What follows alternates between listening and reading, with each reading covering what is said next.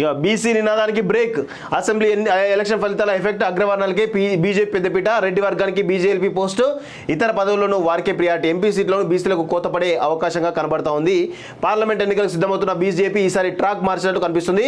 Assembly ఎన్నికల్లో BC నినాదంతో బొక్కబోర్లో పడ్డామని భావిస్తున్న పార్టీ ఆ నినాదాన్ని పక్కన పెట్టాలని భావిస్తున్నది. పార్లమెంట్ ఎన్నికల్లో అగ్రవర్ణాలకు ప్రాధాన్యత ఇవ్వబోతున్నారనే ప్రచారం జరుగుతున్నది.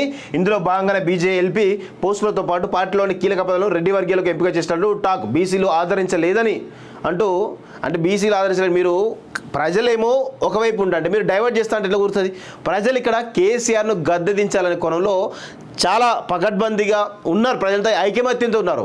మీరు వచ్చి ఈరోజు బీఆర్ఎస్ మళ్ళా అధికారులు తీసుకొద్దాం అనేటువంటి ఒక ప్లాన్ చేసినప్పుడు బీఆర్ఎస్ అనే ఒక అంశం ప్రజలకు బలంగా వెళ్ళినట్టు క్రమంలో మీరు బీసీ నినాదం కాదు కదా, ఏ నినాదం ఎత్తుకున్నా పనిచేయకపోతున్నారు. వాస్తవంగా న్యూట్రల్గా ఉండి అసలు బీఆర్ఎస్తో అంటే కాకుండా మీరు బీసీ నినాదం తీసుకుంటే ప్రజలు ఖచ్చితంగా మీకు 40-50 సీట్లు ఇచ్చేవాళ్ళు. అప్పటికి కూడా 8 ఎమ్మెల్యే సీట్లు ఇవ్వడం జరిగింది. 19 సీట్లో నెంబర్ 2 ప్లేస్లో ఉండడం జరిగింది. అది కూడా అర్థం చేసుకోలేకపోతున్నారు. ప్రజలు చాలా ఆదరించారనే విషయం కూడా గుర్తుపెట్టుకోలేకపోతున్నారు. ఇంకా తప్పనడుగులు వేస్తూ ఈరోజు బీజేపీని మళ్ళీ వెంకయ్యనాయుడు శిష్యులు ఏదో రాంగ్ ట్రాక్లో తీసుకెళ్తున్నట్టయితే మనకైతే క్లియర్గా అర్థమవుతుంది. సో చూద్దాం ఏమవుతుందో. ఇక బీసీ నినాదానికి బ్రేక్. అసెంబ్లీ ఎలక్షన్ ఫలితాల ఎఫెక్ట్. అగ్రవర్ణాలకి బీజేపీ పెద్దపీట. రెడ్డి వర్గానికి బీజేపీ పోస్టు. ఇతర పదవుల్లోనూ వారికే ప్రియారిటీ. ఎంపీ సీట్లను బీసీలకు కోత పడే అవకాశంగా కనబడతా ఉంది. పార్లమెంట్ ఎన్నికలకు సిద్ధమవుతున్న బీజేపీ ఈసారి ట్రాక్ మార్చినట్టు కనిపిస్తుంది.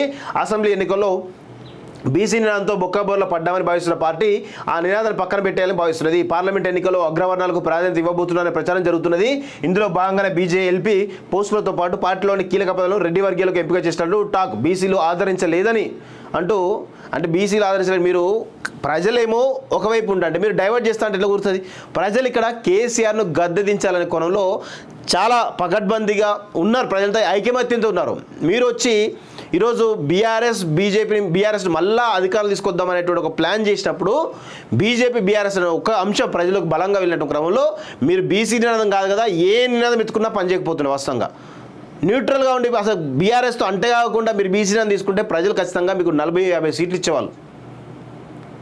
అప్పటికి కూడా 8 ఎమ్మెల్యే సీట్లు ఇవ్వడం జరిగింది. 19 సీట్లో నెంబర్ 2 ప్లేస్లో ఉండడం జరిగింది. అది కూడా అర్థం చేసుకోలేకపోతున్నారు. ప్రజలు చాలా ఆదరించారనే విషయం కూడా గుర్తుపెట్టుకోలేకపోతున్నారు. ఇంకా తప్పనడుగులు వేస్తూ ఈరోజు బీజేపీని మళ్ళీ వెంకయ్యనాయుడు శిష్యులు ఏదో రాంగ్ ట్రాక్లో తీసుకెళ్తున్నట్టయితే మనకైతే క్లియర్గా అర్థమవుతుంది. సో చూద్దాం ఏమవుతుందో.